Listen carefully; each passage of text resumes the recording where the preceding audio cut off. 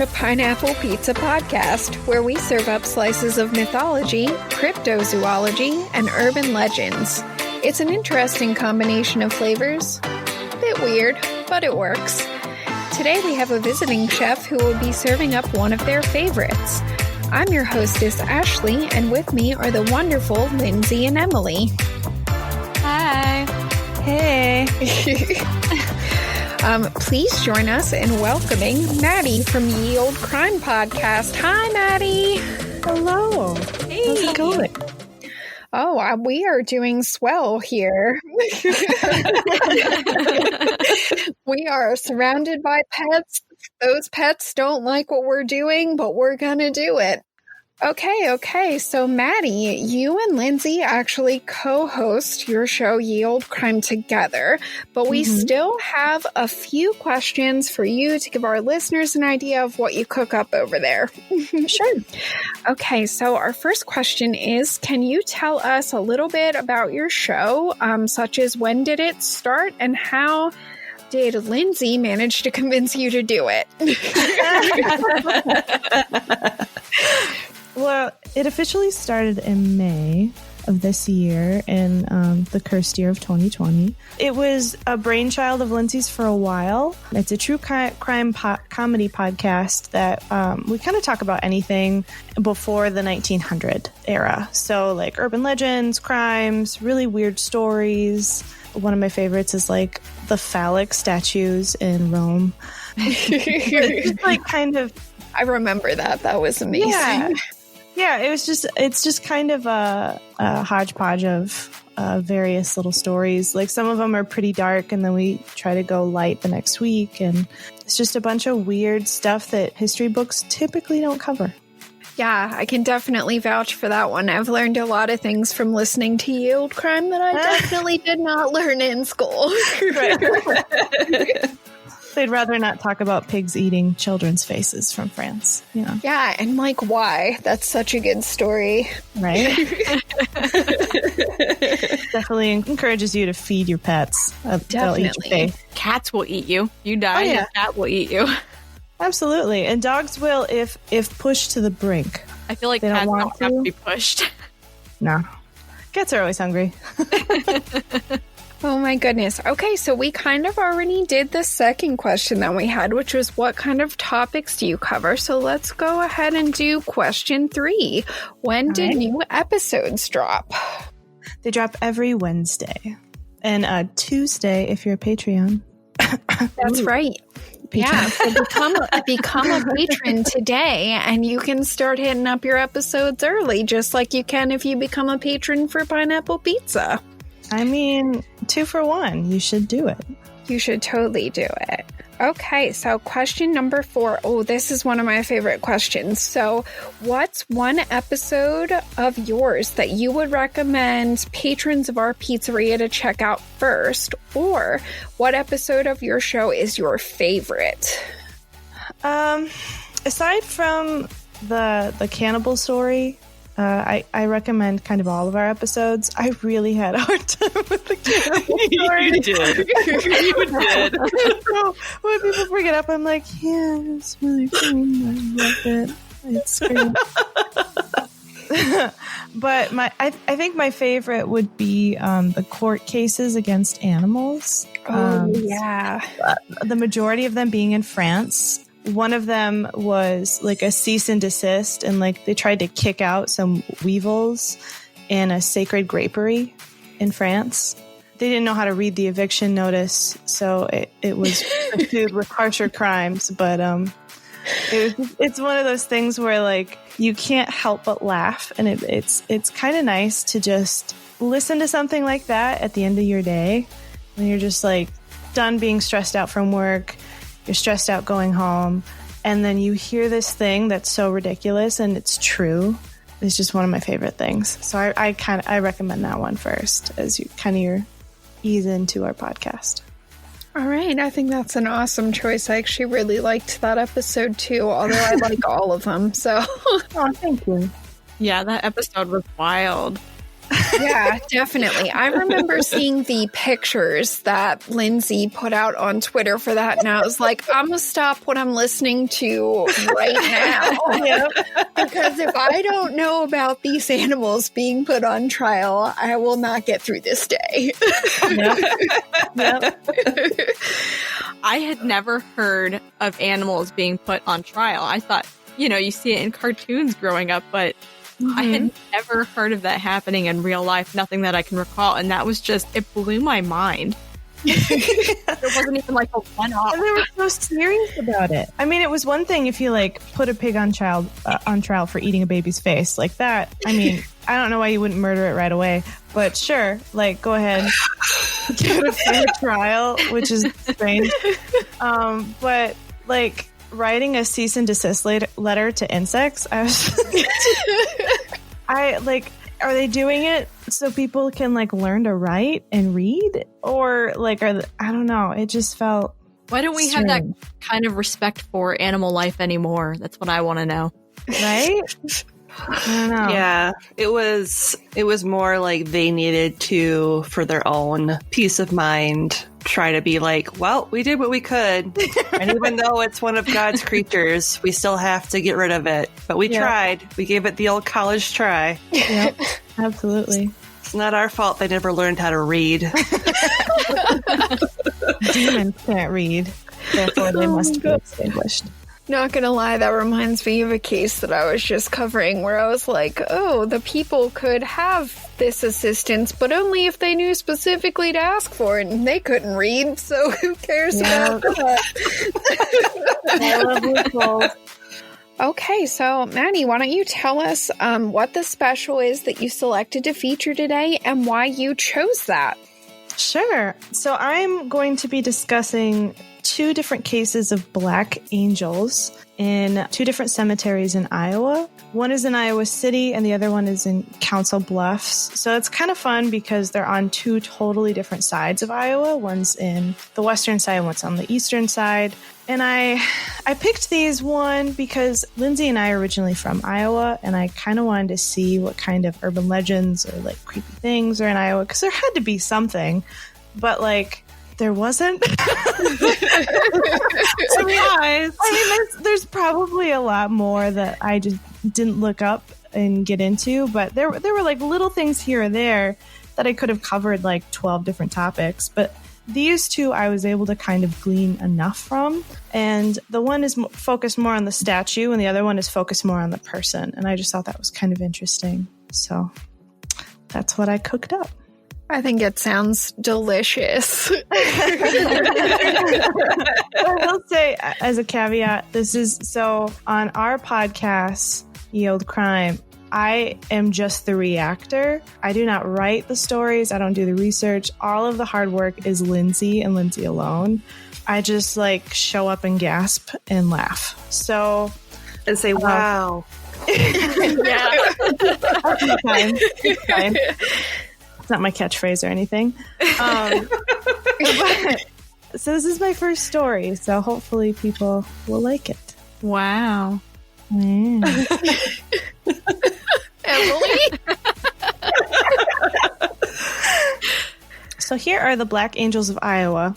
And before I forget, I got my information from Atlas Obscura, RoadsideAmerica.com, Omaha.com, SpiritualTravels.info, TheHistoricalSociety.org, AdventuresInCemeteryHopping.com, which I need to look up after this again for other things, TheGazette.com, which is a newspaper from Cedar Rapids, Iowa, and of course, Wikipedia. So the first story is the Black Angel at the Oakland Cemetery in Iowa City, Iowa. The statue itself is made of this darker bronze that turned black due to oxidation, and it's about 9 feet tall on top of a 4-foot tall pedestal, and it was built in 1912 by a woman named Teresa Dolezal-Fildewert, a Czech Bohemian immigrant. They like to bring up her heritage because of how the angel looks. It looks a lot scarier than the typical kind of American looking angels, because the angel itself, its wings are kind of drooping and pointing down, and the angel is looking down, and she just looks super sad.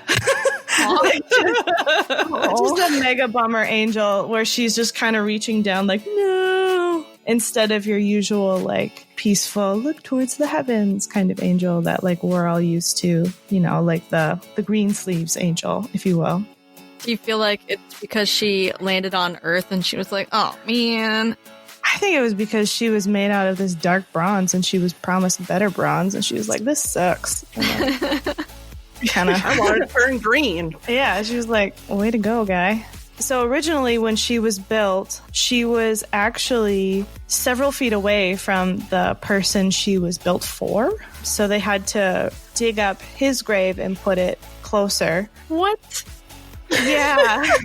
Yeah, it was... So there are a lot of things. I'll go into like why this kind of happened, but one way that they were able to see that it was his grave was he had a really unique grave marker. So the person it was built for was her son, Eddie. And she also commissioned a tree stump with an axe through it to represent his life being cut short. Wow, she's dark. Yeah. That's some mythological stuff right there. Right? Yeah. I kind of dig it. I do too. It's hardcore.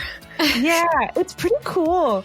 But so according to the Gazette, they were kind of the only place that really went into her life more than like everybody else. But Eddie, her son, was planning on becoming a doctor, and he died after getting meningitis at the age of 17 in 1891. So in her grief, she left Iowa and went to St. Paul, where she had a brief marriage with someone, and that didn't work out. So then she moved to Eugene, Oregon, where she met a wealthy rancher named Nicholas Feldever. And they seemed to be pretty happy. They didn't talk a lot about him, but he died in 1911 and left literally like everything to her. So she had this large sum of money and this huge plot of land. And the second she got that money, she started planning out the statue because she just really wanted to have a special thing for her son. That's so sweet. Yeah. The first thing she thinks about is her son, which is kind of cool. So she had heard of this Chicago-based sculptor named Mario Corbel, and she had seen some of his angels before that were made in clay. And so she was like, I want that angel, make it, but cast it in bronze. And it took him like 3 months to do it, but he finally was able to bring it over, and she didn't see it for a long time. It took her a while to sell the land and to come from Eugene, Oregon to Iowa, and she was super disappointed in how it looked. She thought it was... no. Yeah, she thought it was too dark. I was just really upset about it. But he insisted that like having a shiny bronze statue would look way too insane in a cemetery. Like he had to mute it because you just don't like people would be attracted to it and deface it and stuff. Aww. I mean, he's got a point. I can see that. Yeah. Yeah, I think so too. But I can also see where she would want kind of like this shining beacon for her son, you know? Yeah. Like, yeah. Because to her, he was supposed to be a doctor. He was supposed to like save lives. And so she had her rich husband's cremated remains buried next to the angel. And she was eventually buried there herself. But by the time she had died, she had used up pretty much all of that money and couldn't afford just the little bit of engraving to say when she died. Oh, man. I know. So hers is like empty on that side because like nobody paid for it afterwards, which I kind of think is kind of a dick move, especially since like they get a lot of tourism. Like you can't do whatever to put those like 4 numbers on. But I guess they can't. I don't know. I shouldn't judge, but I'm totally judging. That's Right? I'm immortal. Yeah. I guess she's the angel. She's also a vampire and is immortal. But one of the cool things, so, you know, initially you hear about a widow, you know, inheriting all this money and then losing it upon her death. You're like, ugh, what did she do? But she actually used the majority of that money to improve her home country of Bohemia, which is now the Czech Republic. One of those projects was she helped build a grade school in her hometown of Stromilov. So she just donated pretty much like everything to Stromilov and like making it better for the people that lived there, which I thought was really cool. That's super cool. Mm-hmm. And people also, like, people in her life also found out that, like, she was super well educated. She was board certified midwife in a couple different states and in her home country. That's probably where her son got his brilliance from, you know. But she didn't really get to practice much. And I think part of it was because she was an immigrant, like a later in life immigrant, which is kind of a bummer. Do you know who this kind of reminds me of, Lindsay? The guy who did the first crematorium in the U.S. Yep. It does a little bit. Yeah. Your Ashes episode. Oh, nice. Yeah. Because he was extremely philanthropic. He donated a lot of his money to better his local community. He paid for a really big library for the public. Nice. He paid for a seminary, I think it was. Mm-hmm. Yeah. He was a really cool dude. That's awesome. Yeah. Yeah, it was really nice to read that she like did a lot of good with the money, and she sold the ranch right away because she knew she didn't want to do anything to do it. She wanted nothing to do with that land. And she was like, I'm just going to ruin it. So I want to like sell it to somebody who will actually like appreciate it and like not let the animals die and shit. Oh, no. Fair. You know. She wasn't just like, okay, peace out, horses. Right. Like, just leaves. See you later. So now for the urban legend surrounding the statue. Locals say that anyone that kisses the angel will drop dead unless you're a virgin. Of course. So that's basically anybody. Yep. So, unless you're a small child. I feel like the virgin is a very creepy detail and such like a college town thing to say because it's in Iowa City where the University of Iowa is. They also say that pregnant women should not be under her shadow because if you get caught in the shade and you're pregnant, you'll miscarry. Oh, no. Oh, I don't like that. Super extreme, right? Like, if you kiss her, you'll die unless you're a virgin. And if you're pregnant, she's like, fuck your baby. Like, what? Like, that's so... You like virgins, but you don't like babies? Like, that's kind of... Maybe that's like a really twisted midwife thing. Like, I'll just take your baby. The anti-midwife? Anti-midwife. I should not be laughing at them. It's too late.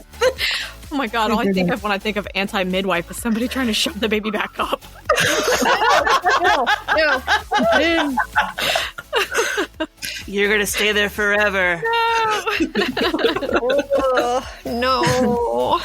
But apparently her color gets darker every Halloween to mark the amount of victims she had that year. So if she's like super dark, she claimed a lot of victims. If she's just got a little bit darker, she's only had a couple. And anyone who tries to deface the angel will die. That being said, one of the biggest things that people take from the angel is her fingers. Gross. Ew, I know. What? I know. And so I was like, that's so fucking creepy. Like, why would you take a finger of a statue? Like, that's How? just... It's bronze. Did they go in with like a cigar cutter and chop the things off? How? I have no idea. Because you would think eventually... Like, it could be more brittle, but sometimes with that stuff, it gets, like, more indestructible the longer it sits, and it's been there since, like, 1912. So, I don't know. But that's all I could find of the Black Angel of Iowa City. I don't like the finger thing. Yeah. That really bothers me. It's really creepy. I don't like it. There's a lot about her that's I know, like, don't touch her, but, like, take her fingers. I don't know. I just want to know who wakes up in the morning and is like, I've heard if I do this, I'll die, but I really need that angel finger. Like, not a rabbit foot, you know? Like, it's not going to help you win the Powerball tomorrow. I don't know why you need it. Hashtag need it. It's for the gram. Right? I need it for the gram. Is that what you took for? Hashtag dead. I'm Lindsay Valenti. And I'm Madison Stengel. And we're the hosts of Ye Olde Crime, where we discuss the funny, hey man, he's a nice guy. And they're like, no, he's disgusting. He has hooves. Strange.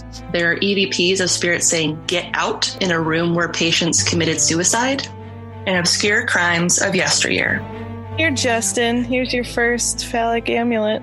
Join us Wednesdays wherever you listen to podcasts, and we'll see you next time with another tale as old as crime.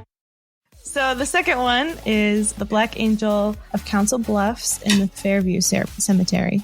So this one, she's way different than the one in Iowa City. Her face is actually like really peaceful and serene, and she's looking upward, and she is holding, in one arm, she's holding like a small dish that was a part of like a working fountain. And in the other hand, it's kind of like outstretched, reaching out to you. And she's got like these really big wings that kind of stretch up and out and not down. So she's like your typical American angel and super peaceful looking. And she's right in like the edge of the cemetery. And it was a working fountain up until the 60s. So apparently it doesn't run water anymore. I don't know if they just like don't do the maintenance, or if like it shut off and they were like, this was a sign. Didn't work on it. They're just like, the water bill for this is insane. We're a cemetery people.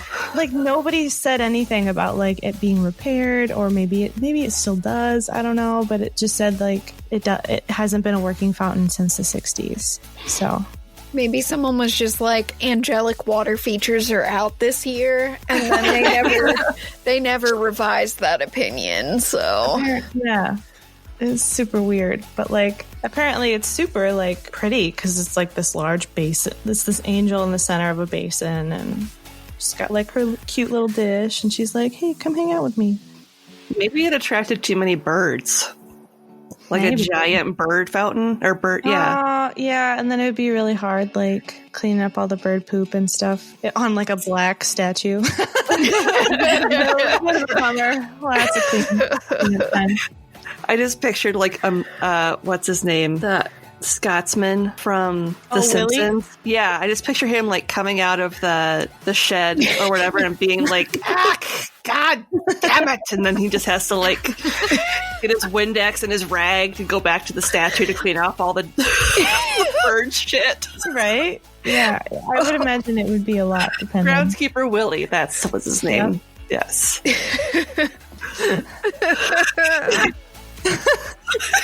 He's just so pissed. I can hear it in my head. I'm crying. Oh man. So the statue itself was built in honor of Ruth Ann Dodge, who was the wife of a famous general from the Civil War. She was actually really cool and badass, and she was known for being like an excellent marksman and a skilled horsewoman, and she helped found the first public library in Council Bluffs and was a huge supporter of the suffrage movement. So nice. Just like this really cool, not your typical woman in the 1900s. She was just like kicking ass and taking names.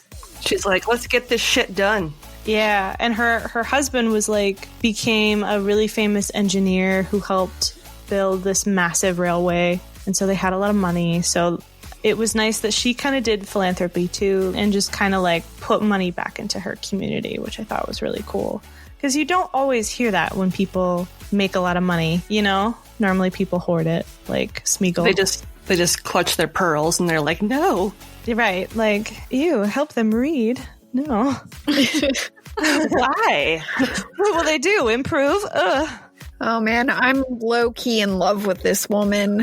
I know. She's really cool. Like, when I found out that she was like an excellent marksman, they didn't say if her husband taught her or if she knew it beforehand, but in my mind, I like to think of her like knowing all of this before she met him and like impressing him with like, yeah, you were a general in the army or whatever, but like, look at what I can do. She's a gun. Yeah, on a horse, upside down, while reading a book. While sitting side saddle, you assholes. Right. Hashtag classy. Man, she knocked his socks right off. She sure did. And the boots, too. Yeah. So her husband died before her in 1916. And right after he died, her health began to deteriorate pretty quickly. During this time, she had a dream that she thought was so vivid, she claimed it was a vision. In this dream, she was standing on like a rocky shoreline, looking out into this foggy water, and she saw this boat approaching. And on the boat was this really tall and beautiful angel holding a dish and telling her to drink from it. And the angel said if she drank from it, the angel will bring her both promise and a blessing. And Ruth was so overwhelmed by it that she declined the offer, and she told her daughter after she woke up that she didn't feel worthy enough to drink from it because it just seemed so pure and heavenly and otherworldly. So after this dream, she proceeded to have the same exact dream 2 more times. The second time she declined the angel again, and then the third time she gave in. And she told her daughter that once she drank from the basin, she was filled with a spiritual feeling and it felt like she had become immortal. And she died the next day, essentially. Wow, that's wild. Right? To not only have that crazy dream once that you remember, but to have it 2 other times and to be able to change it, it's not static where you just say no again. She was able to say yes and unlock the second part of the dream, essentially. Which was creepy. It was, yeah. And the fact that she died pretty soon after was crazy. But her 2 daughters, she had 3, but 2 of the daughters were home caring for her when this happened. And they were so moved by their mother's vision that they asked a famous sculptor, Daniel Chester French, to make the angel in her honor. And he did his best to kind of recreate the angel in her dream. So he used the same kind of dark bronze that looks almost black but isn't. And I think his thinking was kind of the same thing as the first sculptor, where you don't want a shiny bronze statue in a cemetery. You want something kind of darker that blends in better.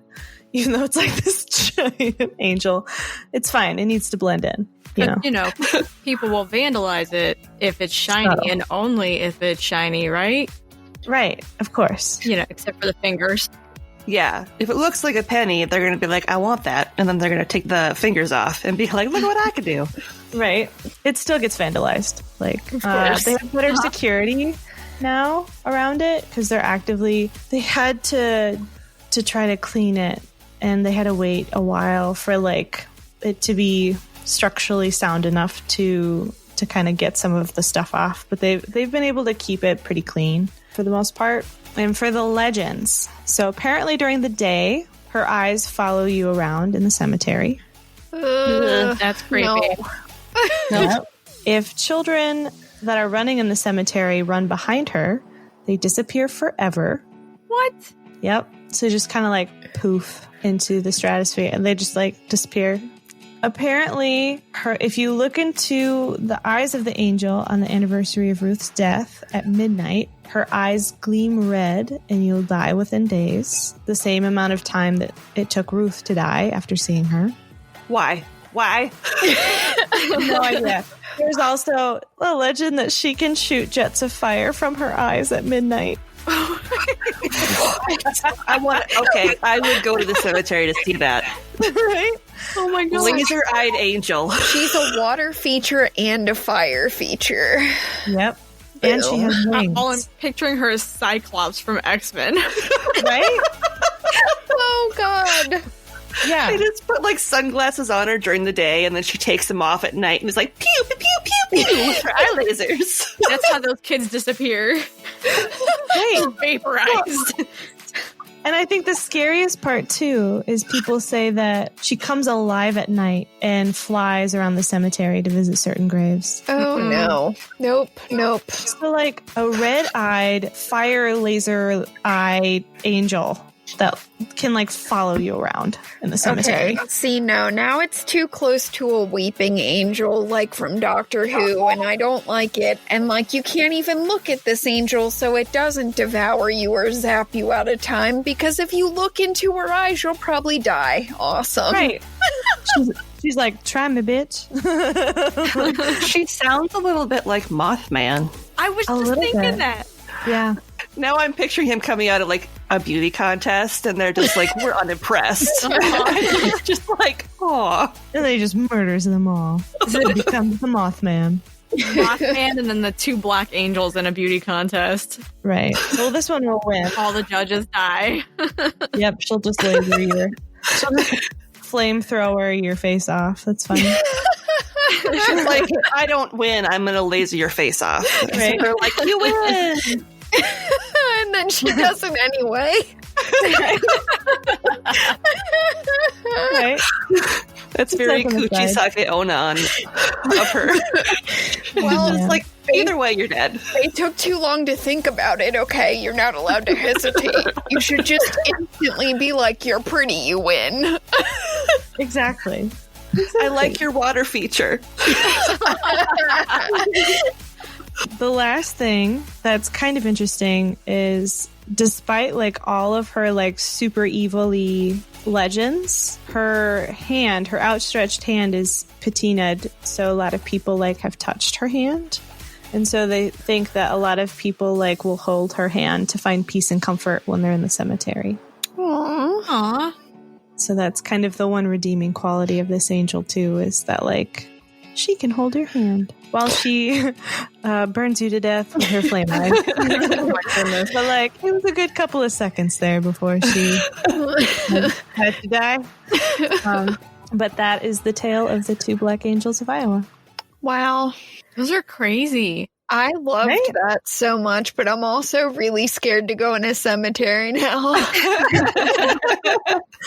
Well, one of the things that I wanted to cover that there isn't a lot of information on are devil's seats. Do you know about devil's seats? No, what is that? So they're typically statues of like chairs that they put in cemeteries in honor of someone, but they'll be like gravestones essentially. And there's like different folklore for different devil seats, but they say if like you sit in the seat, which is its intended purpose for when you're like grieving so hard you can't stand, you die. Oh my gosh. So like you can't sit in the seat to grieve, otherwise you'll die. Which like, I don't know, maybe if you're grieving hard enough and you really want to die, that's like the thing you want. You're like, let me sit down, devil seat. But like more often than not, they don't want to die either. But the devil seat's like, whatever. There's like a few. There's one in Iowa. I think there's one in like Massachusetts. They're kind of all over. But like the legends are so short that it's kind of one of those things where you just have to do like a weird shit in a cemetery story. I just pictured someone shitting on the devil's seat. Oh, no. Definitely die. You would definitely die for that. Oh, 1000% would be dead. Desecrating a grave marker like that. there is something so wrong with me because I've never wanted to sit in a chair so bad. Oh my god. In the chair. I just want to know if it's real. No chair. That's when you bring somebody you really don't like with you to the cemetery and you're like, hey, wouldn't it be fun if we sat in this chair? No, you just do it. Just you. You do it. Lindsay, you're so evil. You with the kappa trying to figure out how you can use it to dispose of bodies. Yeah, I want it on the record that I was planning to sit in it myself to see what would happen. And Lindsay's like shoving at me. Lindsay always has a plan for how to off somebody. It's true. Being her younger sibling, I can confirm. Oh, yeah. Oh, my gosh. There's another younger sibling on here for once instead of the older siblings ganging up on us. Hey, happy to help defend. I'll tell Mom. Awesome. She doesn't care. I doubt she's going to listen to this. It's too raunchy. Yeah, you're probably right. Oh, my mom won't listen either. Aw. She'll be like, butts? Penises? No. Why does it always come to balls with you people? It doesn't always come to balls. Just sometimes it happens to work out that way. Sometimes you're just trying to tell a perfectly nice Japanese story, and everyone just decides it's about testicles, and it's not. It's not your fault. I feel like you're traumatized from that, Ash. I didn't know. I just feel like after that happened, I was like, fine, next time I'm gonna get you. And then I did. So it's fine. I got. One of the things I thought that was really interesting about these angels is how contrasting they are. You have almost like a melancholy angel. Everything's drooping and hanging downward and just seeming sad. And the other one is looking up to the heavens, but they're both black. And they both have these really similar doom. I don't know. What am I trying to say? Like doom and gloom type of thing? Yeah. If you go and touch them, if you're anywhere near them, you're screwed. Evil. Yep. I mean, it's probably because they're in cemeteries. Well, and it's also the fact that if you think about a cemetery, I don't know how often you guys go to cemeteries, but most of the things are gray or they're white. Mm-hmm. So something black would still stand out quite a bit, especially if it's 9 feet tall and it's on like with the first one, a 4-foot pedestal. It'd be this towering thing that's probably like as tall as a tree. So you would kind of notice it. You know what I mean? I know. I still want to know how they put it in the wrong spot. If he had a gravestone, a grave marker that was so distinctive to begin with, how were they like, oops? I think they didn't have enough room, like where he was, because this was commissioned like 20 years after he died. Yeah, that would make sense. That makes more sense. I bet they didn't have enough room in the original spot, and apparently his spot was by a tree too, so it was kind of like a stump by a tree. Wasn't as easy to see as you would think. Okay. Why couldn't they have just cut the tree down and then she could have left the axe there as like see, this is a metaphor, and then the angel was there too. It's a twofer. What I kind of wanted was for the axe to be kind of like the sorcerer's stone, and if you like were able to get the axe off the stump, you would become a doctor. That's Excalibur. That's like King Arthur. Yeah, that's what I want. Only you become a doctor. You become the king of the doctors. Because that's what he wanted to do. So instead of the sword and the stone, it's the axe and the tree stump. Yep.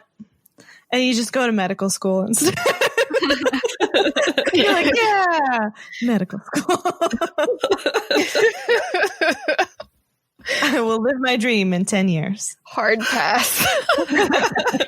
A light just shines down from the heavens and you appear with like this white lab coat and a stethoscope around your neck and you're like, sweet. Right. And then you realize how long it takes to be a doctor and you're like, man. I did enough years. I'm done. Yeah. It's a long time. There are a lot of parallels between those two. Yeah. That's what I thought was kind of crazy too, was the two women were so similar, even though like the first angel was built for her son. Like they kind of had similar brilliant backgrounds, you know, like she was a very well-educated midwife that traveled and did some really cool things and was really improving her home country. And then Ruth was this like badass wife of a general, just improving Council Bluffs and being a bomb-ass mom. And so like the angels aren't, because of a baby dying or like something that like typically when you see like really ornate stuff, it's usually because a child passed. Yeah. Like it's not usually like I remember the cemetery where my grandmother on my mom's side is buried. Isn't there? There's like a cute little gravestone with like a sheep on it. Yep, that's the one I was thinking of. It's underneath a tree. There's like this little headstone, and it's got a little lamb on the top of it that's sleeping. Yeah, but typically you see that like for children's graves. So I thought it was really interesting that they made these big statues for women. Right. Well, and both women seem like they were really working for the betterment of their communities or supporting other communities. And then you end up with these urban legends that surround them that are so dark. I know. And twisted. Lasers, death, babies. Anti-midwives. Yep. Anti-midwives. Anti-midwives. Like, I wonder if you fall under her shade, you like fail medical school. The anti-midwife thing. oh, God. Instead of dying, you just like fail all your medical school classes. You're just horribly in debt. It's fine. You will be no matter what. Yeah. yeah. It's true. See, when you were talking about the one that had where her hands were very patinaed,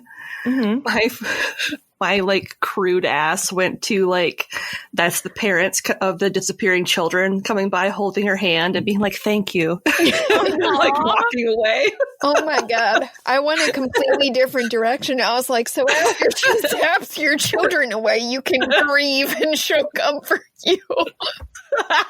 Like, oh, you took my baby. Of course, I don't have any children. So. I could just be projecting because I've been trapped with my children for like a year. So, Is that why you're so interested in all these things, Lindsay? Right. Tell me more about this devil chair. All they had to do was run behind the angel and they disappeared. Before we close the restaurant, I had a few things I wanted to tell our patrons about since we didn't think to discuss this when our last visiting chef stopped by. That sounds like us. We do forget things. Uh-huh. After recording our introductory episode, we made the decision to bring in a different guest chef every month to showcase some of their favorite tastes to enjoy. This seemed like a fun way to give our regulars something a little different to nibble on.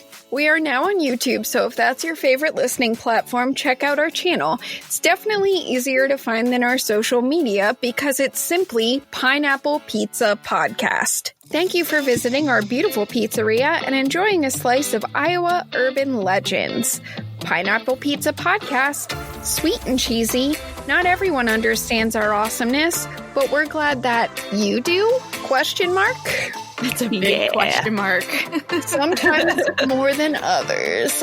If you're enjoying the show and you'd like to help support us, check out our TeePublic shop for some amazingly fun and funny merch. Or if you want to do a one-time donation, you can do that on buymeacoffee.com and buy us a fresh slice, because we can never get enough of basically anything, if we're being honest. If you absolutely love the show and you want to check out some fantastic bonus content, you can become a donor on Patreon and earn all kinds of amazing benefits. We have 3 tiers to accommodate almost any budget. The $3 Mythbuster, the $7 Cryptid Hunter, and the $15 Storyteller. Become a patron today and start enjoying all the perks and extra content right away. Don't forget, you can find us on Twitter and Instagram at Pine App Pizza Pod. That's Pine App APP Pizza Pod. You can also send us questions, comments, and topic ideas at pineappizzapod@gmail.com. Don't forget, APP. That's important. Thanks for stopping in for some deliciously weird morsels, and just remember, no matter how you slice it, You're awesome. And we love you.